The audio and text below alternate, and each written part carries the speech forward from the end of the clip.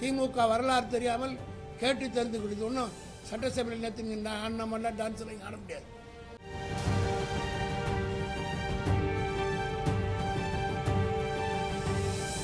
இதுபோல பூச்சாண்டி காட்டுகிற வேலையெல்லாம் விஜய் வைத்துக் கொள்வார். ஆனால் we will pay him with the same coin.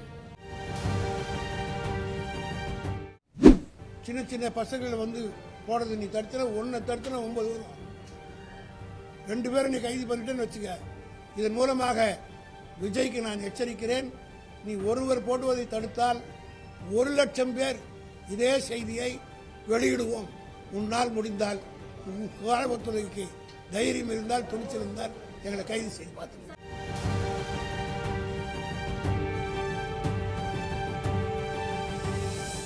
நான்கு நாட்களுக்கு 22ஆம் தேதி ஜென்சி கூட்டத்தில் பேசிய ஒரு தம்பியை கடுமையாக தாவேக்காவை சார்ந்த சைதாப்பேட்டையில் அந்த பையனை அந்த இளைஞனை அழைத்து அடித்து நொறுக்கி பல இடங்களில் காயப்படுத்தி அவர் மருத்துவமனையிலே அனுமதிக்கப்பட்டார். புகார் கொடுத்து ஏறத்தாழ 3-4 நாட்கள் 2-3 நாட்கள் ஆகிவிட்டது. ஆனால் இதுவரையிலே எஃப்ஐஆர் கூட போடுவதற்கு காவல்துறை மறுக்கிறார்கள். நான் ஒன்றை மட்டும் விஜய் சர்க்காருக்கு தெரிவித்துக் கொள்கிறேன், திமுக என்பது 75 ஆண்டு காலத்தில் பல அடக்குமுறைகளை பார்த்த கட்சி, மிசாவையே பார்த்த கட்சி, பல ஆண்டு காலம் காராகிரகத்தில் இருந்த கட்சி, மொழிக்காக இந்திய எதிர்ப்பு போராட்டத்தில் சட்டத்தை எரித்துவிட்டு 4 ஆண்டு காலம் தண்டனை பெற்ற கோவை ராமநாதன் போன்றவர் இந்த கட்சியில் இருந்தவர்கள். மதுரையிலே சட்டத்தை எரித்ததற்காக மதுரை முத்திட்ட 5 பேர் 1.5 வருஷம்லாம் ஜெயிலில் இருந்திருக்கிறோம். விலைவாசி போராட்டத்தில் பல மாதங்கள் சிறையில் இருந்திருக்கிறோம். மிசாவிலே எங்கள் தலைவர் தளபதி அவர்கள் ஓராண்டு காலம் சிறையிலே பல்வேறு துன்பத்திற்கு ஆளாகி இருந்தவர். ஆக இதுபோல பூச்சாண்டி காட்டுகிற வேலையெல்லாம் விஜய் வைத்துக் கொள்வார். ஆனால் we will pay him with the same coin. திமுக வரலாறு தெரியாமல் கேட்டு தெரிந்து கொடுத்து ஒன்றும் சட்டசபையில் நேற்று அண்ணாமல்ல டான்ஸ்லையும் ஆட முடியாது. மக்கள் மத்தியிலே இன்றைக்கு கொதித்து போயிருக்கிறார்கள். இது போன்ற நீங்கள் செய்ததுக்கு ஜென்சி என்கிற ஒரு இளைஞர் அமைப்பு, இளைஞர்கள் 20-25 வயது மதிக்கத்தக்க இளைஞர்கள், அதை கூட உன்னால் ஜீர்ணிக்க முடியலையே. அடித்து நொறுக்கி அந்த அதிமுக போய் புதுசாக சேர்ந்தவனா இந்த குமரவேலுன்றவர் விசாரித்த போது எங்களுக்கு என்ன தெரியுதுன்னா, அண்மையில் தான் போய் அங்கே போய் தாவேக்கால சேர்ந்திருக்கிறார். இப்போ போன இடத்துல தன்னை பெரிதாக காட்டிக் கொள்வதற்காக அடிச்சிருக்கிறார். அது மட்டும் இல்லை, அவர் பேர் வந்து இல்லை அர்ஜுன் குமார், சுனிதா அவர் பேர், பையன் பேர் கணீஷ். இதில் என்ன வேடிக்கைன்னா, கணீஷ்ன்ற வார்த்தை கனின்னு புரிஞ்சுக்கிட்டு அவனை அடித்த போது கேவலமாக சொல்லி அடித்திருக்கிறார். உங்களுக்கெல்லாம் தெரியும், இஸ்லாமியர்கள் வந்து சுன்னத் பண்ணியிருப்பார்கள். அந்த பையனை சொல்லி கேவலமாக இன்னும் மீதி இருக்கிறதையும் அறுத்து போட்டுருவோம்டான்னு சொல்லி அடித்து நொறுக்கி ஹாஸ்பிட்டல் சேர்த்துருக்காங்க. அந்த இடத்துல அடிச்சிருக்காங்க. புகார் கொடுத்து இதுவரையிலே என்ஆர் பேசிவிட்டார், பரந்தாமன் பேசிவிட்டார், மாசுமத்து எல்லாருமே போட்டு கூட ஒன்றும் எடுக்கல. இதன் மூலமாக இந்த பிரஸ் மீட்டின் மூலமாக அரசாங்கத்துக்கு தெரிவித்துக் கொள்கிறோம், இன்னும் 24 மணி நேரத்துக்குள்ளாக எஃப்ஐஆர் போடாவிட்டால் மிகப்பெரிய ஆர்ப்பாட்டத்தை சைதாப்பேட்டை காவல் நிலையத்தின் முன்னால் மாவட்ட கழகத்தின் சார்பில் தலைவருடைய அனுமதி பெற்று நடத்துவோம் என்பதை தெரிவித்துக் கொள்கிறேன். அதே போல நேற்று இரவு 12:45 மணிக்கு இவர் சட்டசபையில் உலகத்துக்கு நாடே காரி துப்புது. துக்ளக் ரமேஷ் போன்றவர்கள் எல்லாம் கடுமையாக பேட்டி கொடுத்திருக்கிறார்கள். அதை குறித்து ஒரு பேட்டியை, ஒரு வீடியோவை அன்பானந்தம் என்கிற இந்த ஜென்ஸ் அமைப்பை சார்ந்த ஒருவர் போட்டிருக்கிறார். இரவோடு இரவு நாம் கேட்குற அந்த பாலியல் குற்றத்தை செஞ்சவங்க போய் பிடிச்சியா? உன் எம்எல்ஏக்கு உன் கட்சிக்காரனே சரவணன் பேரை சொல்லியிருக்காங்க. உன் சட்டமன்ற உறுப்பினர் சம்மந்தப்பட்டிருக்க சட்டப்பட்டிருக்கிறார். இதுவரையில் கைது செய்தியா? ஆனால் 10 மணி ராத்திரி விட்டு போட்டவொன்னே 12:45 மணிக்கு போய் அவன் வீட்டில் நள்ளிரவில் திருடனை பிடிப்பதைப் போல காவல்துறை போய் துன்புறுத்தியிருக்கிறார்கள்.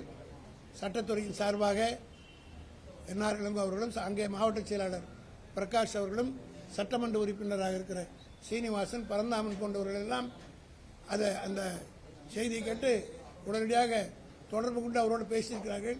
நடந்த நிகழ்ச்சி பார்த்தா ஒரு குற்றமும் இல்லை. அந்த வீடியோ நான் கூட போட்டு காட்ட சொல்றேன். அதில் ஒன்றுமே கிடையாது. இதை கூட ஜீர்ணிக்கிற சக்தி இந்த முதலமைச்சருக்கு இல்லை என்று சொன்னால் இந்த இது குறித்து எதிர்க்கட்சி தலைவர் அவர்கள் இன்றைக்கு ட்விட்டரில் கண்டித்து தீர்மானம் செய்தி அனுப்பியிருக்கிறார். இதை நான் சொல்வதற்கு காரணம் என்னன்னா, காவல்துறையினர் நியாயமாகவும் நேர்மையாக நடக்கணும். இது போன்ற சின்ன சின்ன பசங்களை வந்து போடுறது நீ தடுத்தன, ஒன்றை தடுத்தன 9 வரும். 2 பேரை நீ கைது பண்ணிட்டேன்னு வச்சுக்க.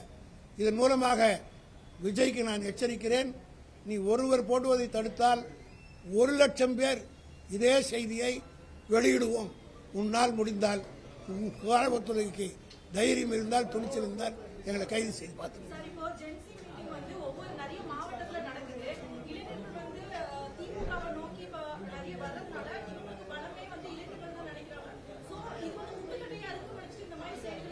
ஆமாங்க, அவங்களுக்கு இருக்கிற பயமே அவங்க செய்த தில்லுமுள்ளெல்லாம் இந்த 2 நாள்ல இந்த 40 நாள்லேயே இந்த பசங்க சாயத்தை வெளுத்துட்டாங்க. ஆகினாலும் இது வளர விடாமல் பார்க்கலான்னு பார்க்குறாங்க. ஆனால் திமுகவை பொறுத்த மட்டும் அந்த காலத்தில் நாவலில் சொல்வார், அடிக்க அடிக்க தான் பந்து உந்தோன்னு, அரைக்க அரைக்க தான் சந்தனம் மணக்கும், தீட்ட தீட்ட தான் வைரம் ஜொலிக்கும். அதுபோல இந்த ஜென்சி மக்களை தொண்டர் தொட்டு பார்த்தானா அதே நிலைமை தான் ஏற்படும் என்பதை இந்த அரசாங்கத்துக்கு இதன் மூலமாக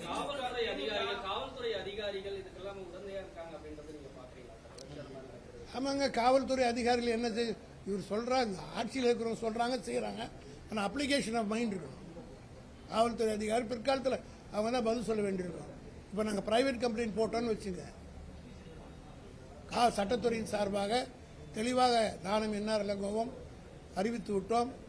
காவல்துறையினர் போட விட்டாலும் பிரைவேட் கம்ப்ளைண்ட் போடுவோம். பிரைவேட் கம்ப்ளைண்ட் போடும்போது தேர் ஆன்சரபிள். இதெல்லாம் விட்டுற மாட்டோம். ஸ்ட்ராங்கான வலுவான சட்டத்துறை எங்ககிட்ட இருக்குது என்பதையும் இந்த அரசாங்கத்துக்கு எச்சரிக்கை விரும்புகிறேன்.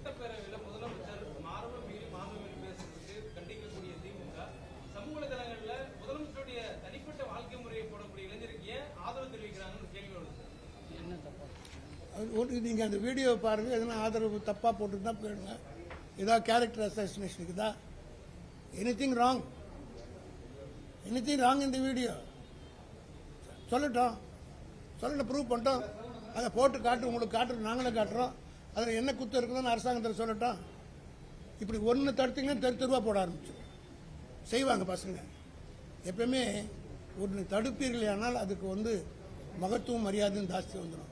இது அரசாங்கத்தில் உட்கார்ந்துருக்கிற புதுசாக வந்திருக்கிறாரு, அதனால தெரியல. செஞ்சு பார்க்கட்டும். திமுக விட்டு சவால் விட்டு ஜெயிச்சவன் யாரும் வரலான்னு கிடையாது. ஆகவே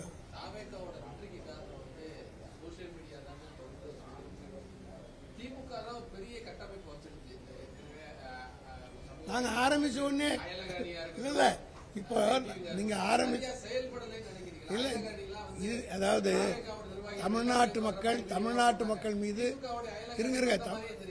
தமிழ்நாட்டு மக்கள் மீது எங்களுக்கு நம்பிக்கை இருந்தது. இதற்கெல்லாம் அடிபணிய மாட்டேன். ஏன்னா இருங்க, நான் சொல்லிடுறேன், இது பெரியாருடைய பூமி, பகுத்தறிவு வளர்த்த பூமி. இந்த மாதிரி மாயாஜாலங்களுக்கெல்லாம் அடிபணிய மாட்டார்கள் ஆகிவிட்டு இது நடந்து விட்டது. நோய் அடிப்பட்ட பிறகு தானே டாக்டர்கிட்ட போக முடியும், கேஸ் போட்ட பிறகு தானே வக்கீல்கிட்ட போக முடியும். அதனால நீங்க இது போட்டு